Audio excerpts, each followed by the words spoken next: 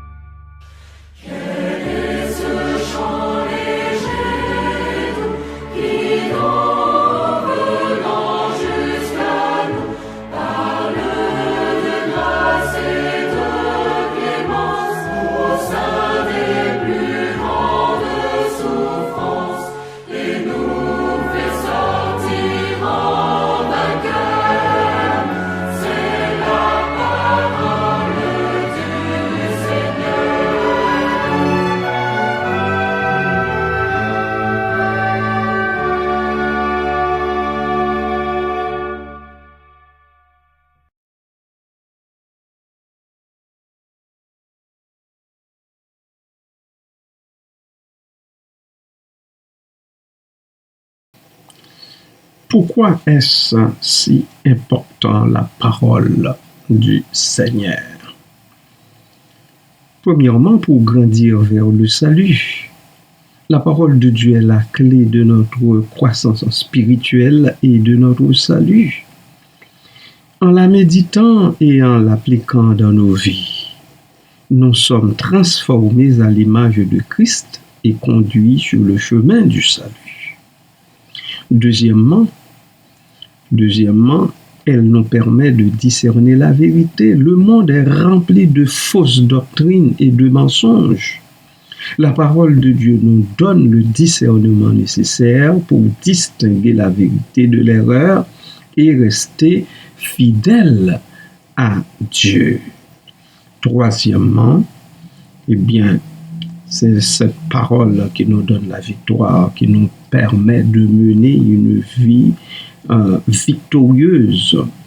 Pour vivre victorieusement, la parole de Dieu nous offre la sagesse et la force dont nous avons besoin pour vaincre les tentations, pour surmonter les épreuves et vivre une vie remplie de joie et de paix. Voilà, en très peu de mots, pourquoi est-ce si important? Comment pouvons-nous développer ce désir? Eh bien, en lisant quotidiennement la Bible. Vous pouvez commencer par de petits passages et augmentez progressivement votre temps de lecture. Ne commencez pas par de grands textes, par des versets très élaborés. Non, de petits passages. Deuxièmement, méditez sur la parole. Réfléchissez à ce que vous avez lu et appliquez-le à votre vie. Alors enfin, essayez de l'appliquer à votre vie, car je suis conscient que ce n'est pas toujours facile. Troisièmement, priez pour la compréhension aussi. Demandez à Dieu de vous éclairer et de vous donner la sagesse de comprendre sa parole. 4. Étudier la Bible en groupe. Oui, quand on étudie en groupe, oui, c'est comme quand on était jeune à la petite école. Quand on travaillait en groupe, on peut étudier la parole de Dieu en groupe aussi, parce que l'éclairage de l'un vient éclairer l'esprit de l'autre. Étudier la Bible en groupe est très, très utile. Discutez de la parole avec d'autres croyants pour approfondir votre compréhension. Et 5. Mémoriser des versets. Oui, on peut encore mémoriser des versets. Priez votre cœur de la parole de Dieu en mémorisant des versets clés. Pas tous les versets, mais des versets clés dans les moments difficiles, quand on n'a pas de lumière, par exemple, pour aller fouiller dans le Saint-Livre, eh bien, on peut se rabattre, je dirais, sur ces versets mémorisés. Somme toute, 1 Pierre 2:2 est un appel à la croissance spirituelle et à une transformation profonde. En désirant ardemment la parole de Dieu comme des enfants nouveau-nés, nous nous nourrissons de la vérité divine et nous sommes conduits sur le chemin du salut et de la vie victorieuse. 3 petites questions pour vous, frères et sœurs. Quel est votre niveau de désir pour la parole de Dieu? Quelles actions concrètes pouvez-vous entreprendre pour développer ce désir? Comment la parole de Dieu a-t-elle nourri votre âme et transformé votre vie jusqu'ici? Aux prochaines étapes, vous pouvez vous fixer un objectif de lecture biblique quotidienne. Vous pouvez trouver un groupe d'études bibliques ou un mentor pour vous accompagner dans votre croissance spirituelle. Commencez à mémoriser des versets bibliques qui vous inspirent et appliquez la parole de Dieu à votre vie quotidienne et soyez attentifs à cette transformation. Que le Seigneur répande sur vous ses grâces en abondance pour que vous accordiez une importance particulière, exceptionnelle à sa parole. Amen.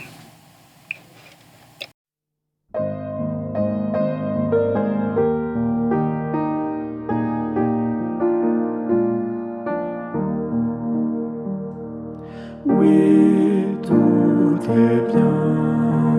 Oh, mon âme, ne crains rien. L'amour suprême veut ton seul bien. Les flots, les vents, il les mesure à son enfant. Dieu, toujours le même, veille sur nous tendrement. Dans nos détresses et nos soutiens sans cesse, son grand amour veille nuit et jour. Par nos douleurs, il veut former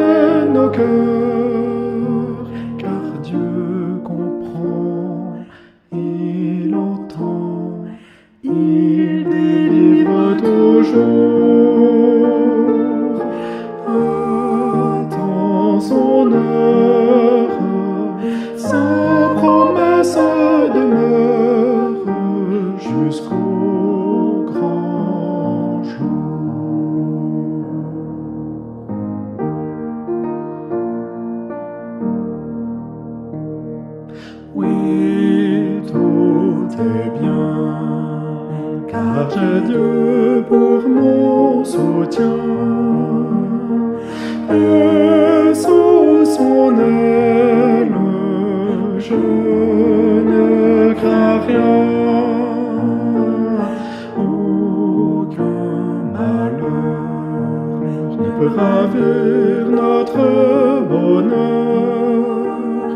Quand on a le ciel et Dieu lui-même dans le cœur, dans nos détresses et nos soutiens sans cesse, son grand amour veille nuit et jour par nos douleurs.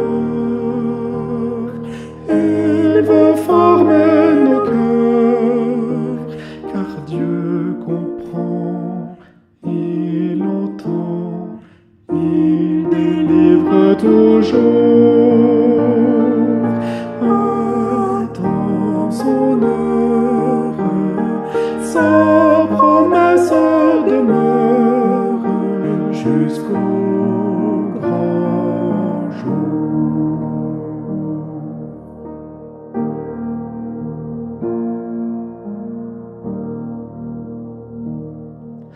Oui, tout est bien, car Jésus a dit aux siens,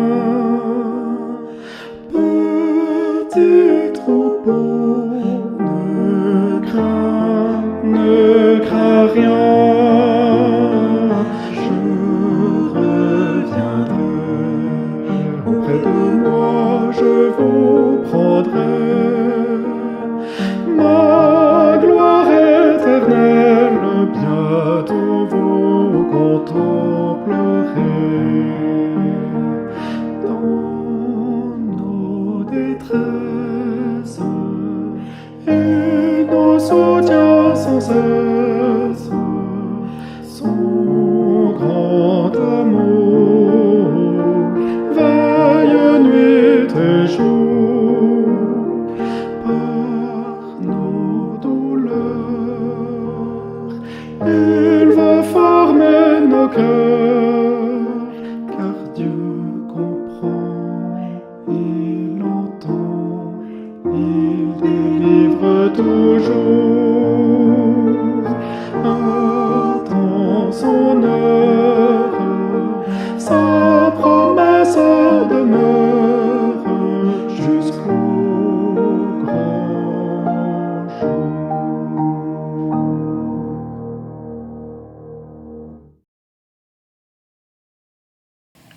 Merci Seigneur pour ta parole.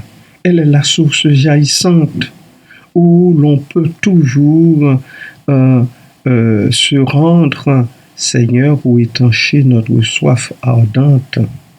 Mon Dieu, ô ce livre sacré, ô Dieu, répand la grâce infinie, conduit tout cœur altéré à la fontaine de vie, Seigneur. Oui, c'est un flambeau dans la main de sa splendeur vive et pure, éclairant notre chemin à travers la nuit obscure. Oh, de ce divin flambeau, Seigneur, sur notre carrière, que chaque jour, jusqu'au tombeau, tu fasses rayonner ta lumière.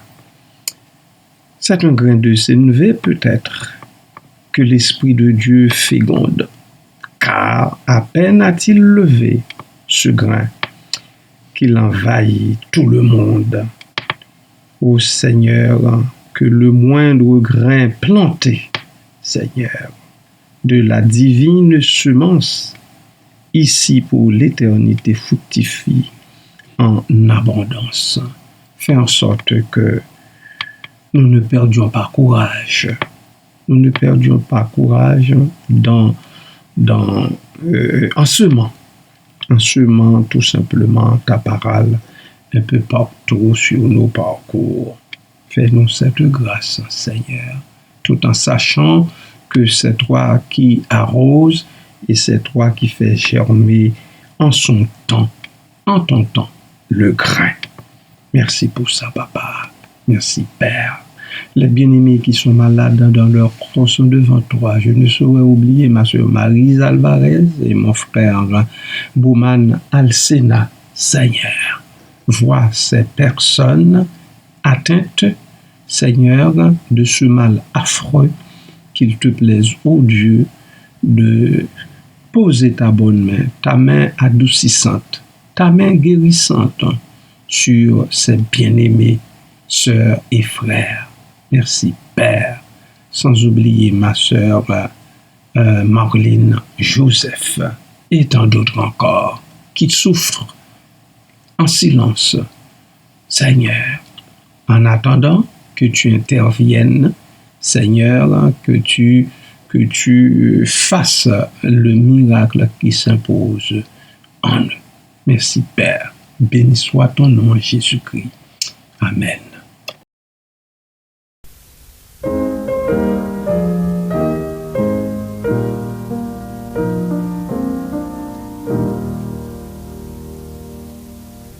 L'Éternel te bénisse, l'Éternel te bénisse et te garde, fasse lever la lumière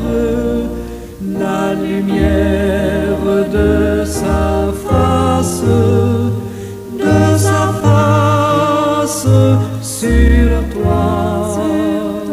sur toi, use de grâce en